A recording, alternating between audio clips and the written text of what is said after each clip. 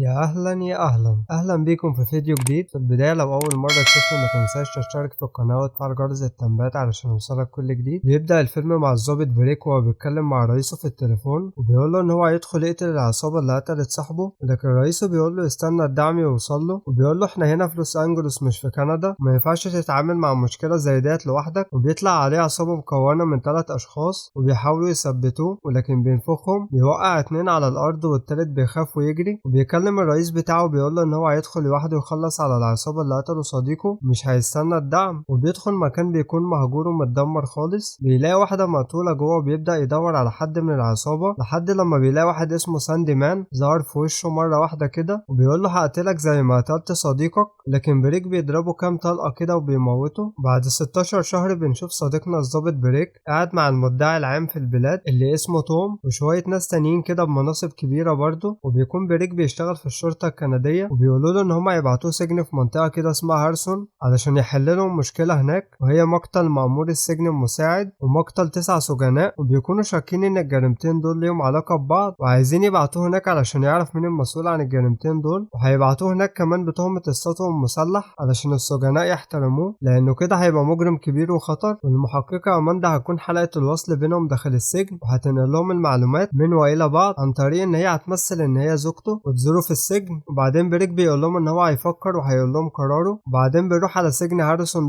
والضباط هناك بينزلوا مساجين الجداد واللي بيكون من ضمنهم بريك، وبيبدأ مأمور السجن يقول لهم القواعد وبينبه عليهم بالالتزام بالقواعد. وبعد كده بيدخلوا على دكتور السجن علشان يكشف عليهم، وبعدين بيدخلوا على الراجل اللي بيديهم الحاجات اللي هيحتاجوها جوه وبيقول لهم على ارقام هوياتهم جوه السجن واماكن السراير بتاعتهم. وبيدخل بريك الزنزانه بتاعته وبيدخل يرخم عليه شخص بيكون زميله في الزنزانه وبيهدده يدفع فلوس علشان ياخد السرير، لكن بريك بيوري له العين الحمراء وبيعلقه على الحيطه وبيقول له انا ما بدفعش وهاخد السرير. الشخص بيخاف ويجيب ورا. وبعدين بيجي وقت الغدا وبيحصل خناقه بين 2 من المساجين وبيدخل بريك علشان يوقف الخناقه، وبيجي مأمور السجن وبيوقف الخناقه ويرجع المساجين يكملوا اكل. وبيعرض 2 مجرمين على بريك ان هو يقعد يكمل اكل معاهم وبيعرفوه ان هم قتلوا ناس كتير، مش عارف ده بيخوفوه ولا ايه. بيدخل المساجين الزنزانات بتاعتهم وبيبقى بريك بيتكلم مع زميله في الزنزانه واللي بيكون اسمه كواكينفي، بيقول له ان هو سمع في ناس كتير بيموتوا في السجن هنا، وصديقه بيقول له ممكن. وبعدين بيسكت وبيشاور له على الضابط. بعدين بيجي ميعاد الزياره وبتروح لأماندا تزور بريك ولكنها بتبقى لابسه لبس جميل جدا. بيقول لها المره الجايه ما تلبسيش اللبس علشان كده الحراس بتوع السجن مش هيصدقوا ان هي مراته، ممكن يكتشفوه. المهم بيكون بريك طلب منها تعمل بحث عن سلوك المساجين في السجن وبتقول له ان هي ما لقتش تطابق بينهم وبين اسلوب موت الضحايا اللي هم كلهم ماتوا عن طريق ثقب في مؤخره راسهم. وبتقول له ان القاتل ممكن يكون عصابه مش واحد بس، ولكن بيقول لها ان هو لازم يركزوا على الضحايا الاول. وبيعرف منها اسم واحد من الضحايا اسمه ألفريد بيريت، وبيقول لها ان هو هيتكلم مع زميله في الزنزانه. وبيقول لها كمان قبل ما تمشي تجيب له فلوس معاه المره الجايه علشان يعمل بيها حاجه جوه السجن. وبعدين بيكون بريك بينظف اوضته في السجن وبيدخل عليه 2 من المساجين منهم الراجل اللي فض معاه الخناقه اللي كانت وقت الغدا وعايزين يقتلوه ويشتغلوا بقى يا باشا ضرب في بعض. وبريك بيضرب واحد وقعه على الارض وبيضرب التاني ويحطه في الغساله ويشغلها عليه وبيسيبهم ويمشي يروح الزنزانه وبيفتح كتاب من اللي اخدهم من اماندا وبياخد منه فلوس يحطها في جيبه. وبعدين بيروح لسجين اسمه كينز وبيعرف منه ان هو دخل السجن بسبب جريمه قتل عمد، بقاله في السجن اكتر من 10 سنين. بيكون بيصنع طلقات لمسدس معاه مصنوع يدويا. وبعدين بريك بيسأله عن واحد اسمه بريد وبيقول له ان هو كان صديقه. بيقول له كيز لو عايز تعرف اسأل واحد اسمه القس. وبيروح لصديقه صاحبه في الزنزانة علشان ياخده للقس